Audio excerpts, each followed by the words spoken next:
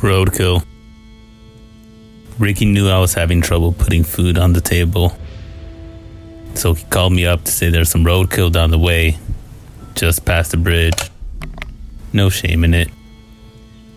This is a big boy, Ricky said. Enough meat to really fill up your freezer.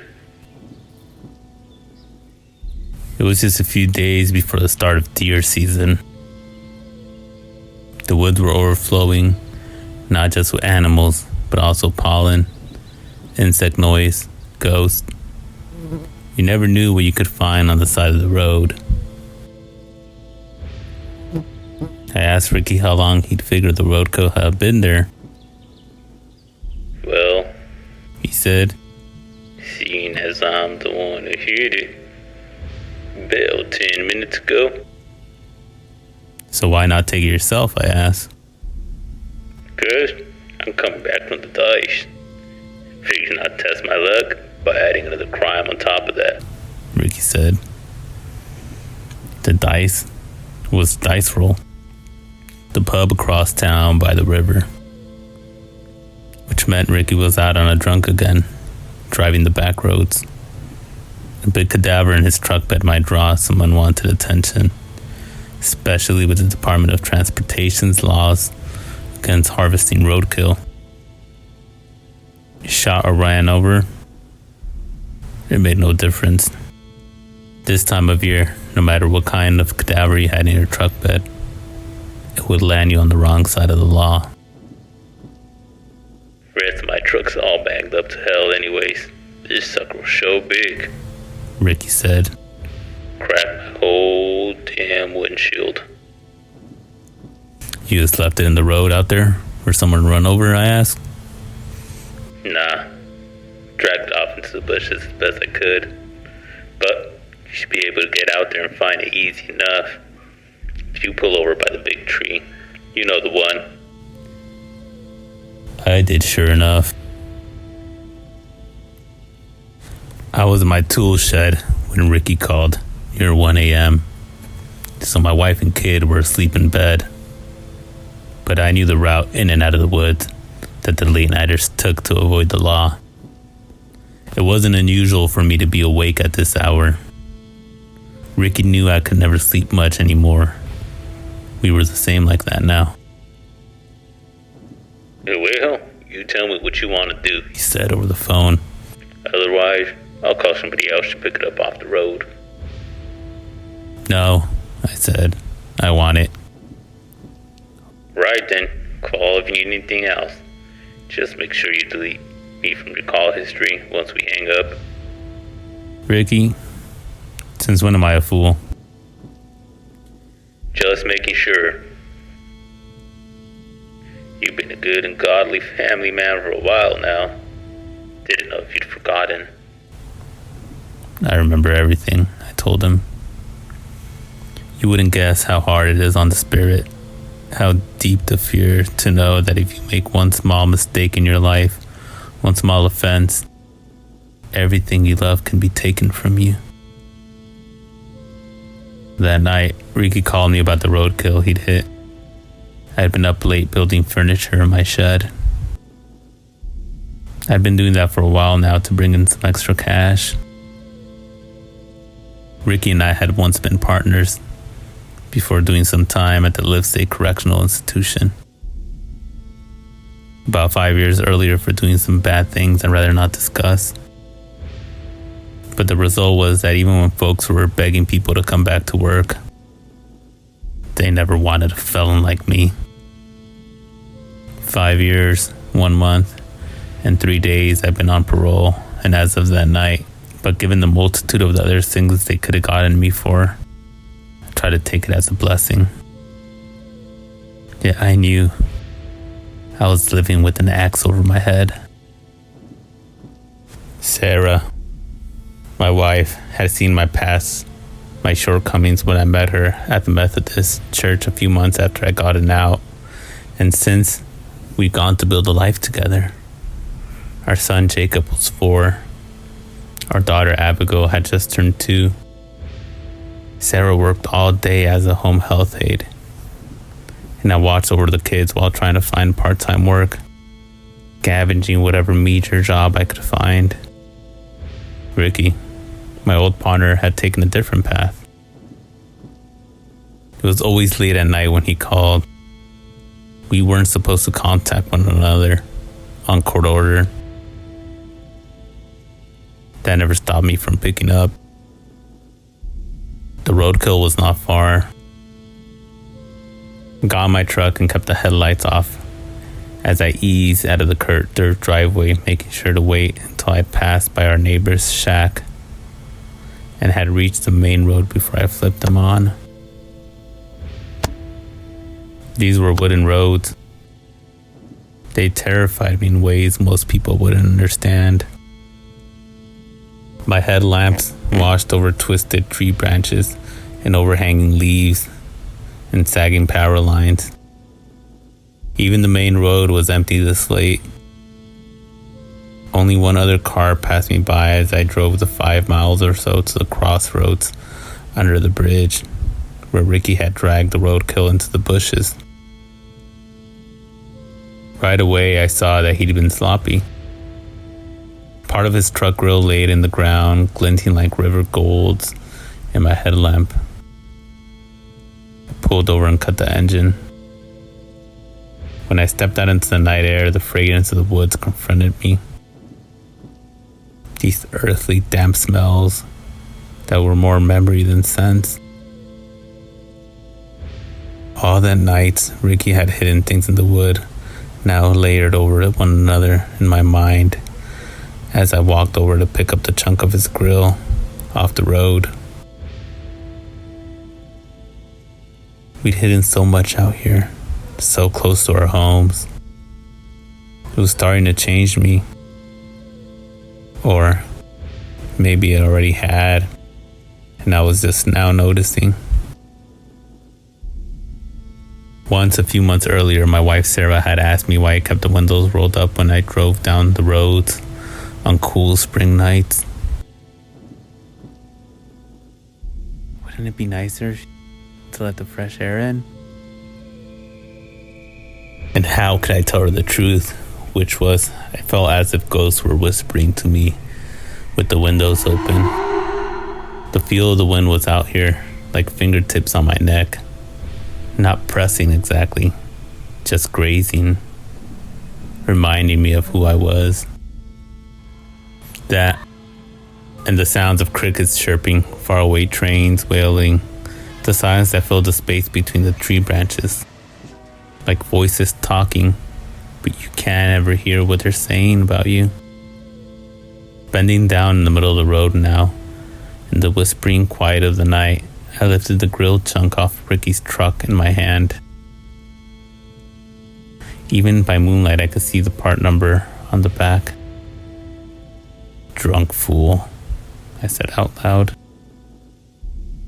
The chunk must have come off when he slammed into the roadkill. He'd been too drunk to see it lying over the lane line of the road. I tossed the debris in my truck bed. Had the police found that on the road, they could have traced it back to the make and model of Ricky's truck. It took more time to find the roadkill. Ricky had really dragged it deep into the woods. He would do that sometimes when he'd been drinking. He put in more effort than was needed to get a particular job done, as if overcompensating for his drunkenness. Burying holes too deep, for example, or setting things on fire and waiting too long to ensure everything had become ashes before leaving. All while missing simple things like a grill chunk in the road, or worse. I found the roadkill's cadaver lying where he said, in some bushes deep in the woods. Ricky wasn't lying. It was a big sucker. I dragged it out by the legs, but had to stop a few times to catch my breath. Before emerging from the woods, I waited a few seconds by the big tree, listening for any oncoming cars, knowing if I was caught here, I could land back in prison for a parole violation. The night was quiet, breathing around me. I felt as if I was being watched by 1,000 eyes. I told myself I was just feeding my family, doing what I had to do, risking it for them. I dragged the roadkill out into the pavement. Despite how many times I dealt with dead things, I felt bad the way the poor body scraped limp against the road. Even dead, we all should have some dignity. When I managed to squat down and heave the thing up into my truck bed, I covered it with a tarp and tied it down carefully, covering it up to relieve my own worries, as much as I hoped it gave comfort to it as well, wherever this roadkill soul had flown off to. Deer, birds, squirrels, rabbits. How many confused animals had died on this curve off the road since it had been paved? My sins, by any account, were far less than the sins of the automobile in its endless stampede through this wilderness. And as true as I believe that to be, it didn't lessen my guilt for tonight's roadkill. I had purposely brought out other crates and stacks of wood and buckets to situate around the body in my trunk bed, to make the covered lump look less obvious. I drove slowly on my way back, heaving down the roads carved through the woods, feeling my breath calming the closer I got to the safety of my dirt driveway. It was about a mile from home when the blue and red lights of the sheriff's deputy flashed behind me. I've always prided myself on staying calm during traffic stop. Ricky, though, was something else. Back when we were still partners, I once saw Ricky dance his way out of a DUI checkpoint stop despite us having contraband in our truck. That could have sent us to prison our whole lives. I say he danced, and I meant it. The deputy had asked Ricky to step out of the car. Then he had him doing the field sobriety walk, one foot in front of the other. Ricky touching a finger on his nose when out of the blue, he decided to spin around and do a Michael Jackson moonwalk right in front of the cruiser. Ricky chopped his feet and managed to keep swinging his arms side to side while touching his nose, spinning gracefully back around and then stopping on a dime with his arms outstretched, as if to say, "See? Ta-da!" I'd witnessed Ricky drink no fewer than 10 whiskey sodas that night. The officer was laughing and he let us go. "What are you so stressed about?" Ricky asked me as he drove on, lighting a cigarette and grinning at me. He even leaned out to wave at the deputy as the cruiser drove past us. I didn't say anything. All I did was lean forward, open the glove box, and put the loaded pistol I'd been clutching in my right hand back inside with the fake insurance papers. But that's it. I was calm because I knew what had to be done if things went south. On this late night with the roadkill in my trunk bed, pulled to the side of the road and let my muscle memory kick in. The red and blue lights of the sheriff's deputy cruiser strobing inside the cabin of my truck. I had a skill where I could move my body without moving my silhouette. From behind, the deputy who pulled me over would not have seen me remove the handgun from the center console. As he walked up to my truck, he would have not seen me wedge the gun on the right side of my seat. Hidden. Yeah, I could pull it out swiftly like a cowboy drawing a pistol from a holster. My posture had remained unchanged all the while, my arm moving independently behind the cover of the seats in my own body. When I rolled down the window and waited, the air of the woods eased into my car, filling my throat, entering me When he got beside my open window, the deputy stepped 1 foot on the sidebar of my truck. "Evening," he said. "Get your license and registration, please." I handed him my documents. We chatted back and forth. I was fine, steady. I didn't flinch. Then he took documents back to his cruiser and ran my information. I paused my mind, waiting. When he came back, the deputy said, "Thought I saw you driving a little sluggish. Just wanted to check. Heard about some commotion going on tonight. You been drinking?" "No, sir." "Well, I'll tell you," I said, and I laughed in a way that sounded like a real laugh, a non-threatening laugh. Saying now, got 2 young kids in the house and a wife working double shifts. Hard to get much work done during the day, you know. The deputy's posture relaxed just enough for me to notice. He said, "I hear that. My wife's expecting our first, matter of fact." And because he seemed like he might be a casual talker, I added, "You work nights normally, or just pulling doubles to get out of the house?" He grinned at me. I got the feeling he hadn't talked about it much, like he didn't have anyone around to tell. "Doubles when I can," he said. "Good to have the money. Figure it'll be hard once the baby comes." "Brother, you don't even know," I said. "That bad?" "Enjoy the peaceful nights of chasing down bad guys while you have the chance," I said. "A baby crying all night will make a car chase seem like a day at the lake."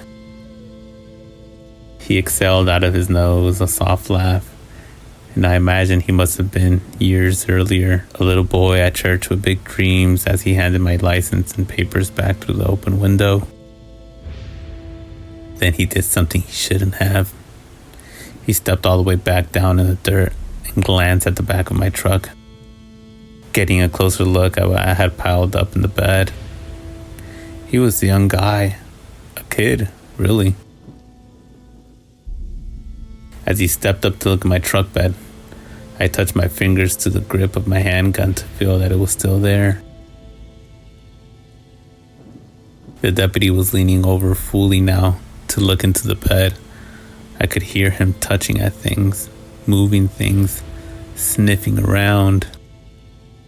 I looked straight ahead out of the windshield. My grip on the handgun tightened. "Well, shoot," the deputy said a moment later, reappearing at the window. "I see you got something in your truck bed under that tarp, huh?" Closed my eyes, breathing in the smell of woods that had surrounded me. But I decided not to check what it was, the deputy said, patting his head on the top of my truck. "Figure I can guess what's in there, huh? But ain't like deer season ain't no more than 3 days off anyways. No use in bothering you about that." I opened my eyes now, my right hand releasing the grip of the handgun hidden at my side. "Well," I told him, exhaling, "sure do appreciate you for that." "Hey, we all gotta eat," he said. "And sorry for the hassle, no warning or citation." Deputy glanced aside, then looked back at me. "Just so you know, I've got no plans to report this stop to your parole officer, but when I ran your plate through Leeds, it automatically popped up in my system, which means it'll appear in your account if your PO checks, just in case you get a call about being out so late. Shouldn't factor in, but thought it'd be polite to give you a notice. I'm aware, but hey, appreciate the heads up all the same." "Sure, take care." "When are you expecting, by the way?" I said. I was looking at him through the side view mirror. The deputy had already started walking back to his cruiser. He turned and said, "Pardon?" "Your baby," I said. "When's the due date?" He put his hand on his hips as if he'd forgotten. "They say about 3 months, give or take." "It'll come before you know it. Already seems like it's happening too fast." "Sure, That's all too normal, I said. And don't beat yourself up down the road if you feel guilty about making a mistake. You can't protect them from everything. Just so you know yourself, you might not sleep well the next few years, but trust me, it can feel like the whole world got a whole lot sharper and more dangerous and evil the moment your kid arrives.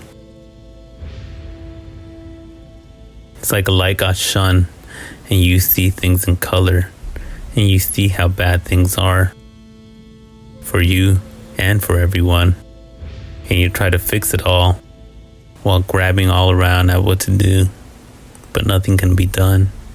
Nothing can be perfect. Forgive yourself for all your past mistakes. Nothing you can do about that. All you can do is try your best moving forward. Try not to make history repeat itself for your kid's sake. And most of all, stay safe, son. These are dark woods. The young deputy stepped back into the road, his arms dangling at his side. His right hand hovered to his gun's holster. He looked like he was about to say something, like he was about to do something. Then he said, "You too," and walked back to his cruiser as I drove off. Only this time I left my window down, feeling the ghost at my neck all the way home. My own father was a good man. As a child, I learned from him how to dress and butcher a deer. The animal is not so different from us, my father said. And I remember the care he took as his knife blade separated the deer's muscles from bone, sinew from flesh, his large but gentle hands placing the cuts of meat in organized piles beside him. I remember this as I dressed the roadkill in my tool shed that night after arriving back home from the wooden roads. My father stopped talking to me when I was 16 years old. By the time I'd been incarcerated for the first time, he was dead of a heart attack. He would not have approved me of using the skills he'd shown me the way I was using them tonight. On this mangled roadkill, dragged out of the woods. But I was never a good hunter. Unlike him, I always hesitated. I would see the animal standing still from the trees, its neck angled downstream to drink from the stream, and I could not bring myself to pull the trigger. He saw this as a failure in me, but the truth is, I had the strength and discipline never to kill anything that did not deserve it, or was not out to hurt me. And in this regard, I did not understand him as much as he did not understand me. I was not responsible for this roadkill, which I was now carving up in my shed. I was just making sure that death wasn't in vain. Close to sunrise, as I was finishing up the butchering, my phone vibrated from where I left it on my shed, right by the shelf. Glanced at the screen without touching it, my hands bloody with butchered flesh. It was Ricky calling. I let it go to voicemail.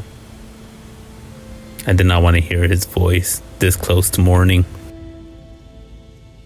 Some of the cuts of meat I bagged and put into my freezer. The good cuts I left for the fridge. When my family woke up and saw what I brought him, my wife would smile and tell me I was a good man. And that night, we would have the table set with delicious steaks and mashed potatoes and gravy, like Thanksgiving or Christmas dinner out of the blue. You have to count your blessings when you got them, or create them, because it's hard to be a good man these days. They make it so tough to provide. You try your best, and it's never enough. You got to scavenge what you can. Like Ricky said, no shame in it. The bones from which I had to pull loosened the flesh. Started simmering in a pot to make a bone broth. The next day I would drain the bones out, including the jaw and the skull, dry them out, and then crush the bones into fine powder, which I would dissolve in the streams, in the backwoods, a few miles away, like I always did. The hydrogen in the bones would nourish the soil. The soil will nourish the plants. The plants would yield fruit and life, or so I heard. I read that once from a science book when I'd been in prison. According to the book, the chemicals of life always reform new, so that no death is final, no ghost is beyond salvation. Seeds emerge from husks, always. But some things need to be burned altogether. As the bones were still simmering that morning, I went out to the backyard of my own family's shack and started a fire. I waited until the fire was roaring, and I went back inside and took all the inedible remains of the roadkill and carried them outside. Placed them into the fire piece by piece until they caught. All around me, the birds were waking up. It was just about morning now. The first hint of sun touched the leaves of the sugar maple trees beyond my shack. I grabbed a warm can of beer from a bucket by the fire pit and cracked it open. My wife wouldn't mind. I had a lot of cooking to do that day, and I'd earn it. The beer tasted good, like I'd done something with my night. Standing by the fire, I waited until the heat had devoured the roadkill's shirt, his jeans and underwear, his shoes and socks. Based on the clothes, I'd figured he'd been homeless. There were more and more of them out in the woods these days. They'd been wandering, patting their feet at the ground. Ricky probably hadn't even seen him hobbling along the side of the road until he'd hit him. By the condition of the body, this individual hadn't taken long to die. I'd watched as the flames spread over the ribbons of skin. I'd carve off his body, the callous padding of his feet and toes, and the roadkill's mostly bald scalp. Oddly, his cheap wallet took the longest to melt in and on itself. Whatever cards or papers or pictures inside, fusing together until there was no identity left. All my years with Ricky, I never did look inside the wallets. Not once. In half an hour or so, when my wife and kids would come down for breakfast, I would go inside, pour some coffee, tell them I hope they had a good appetite, because tonight we would dine like the president himself.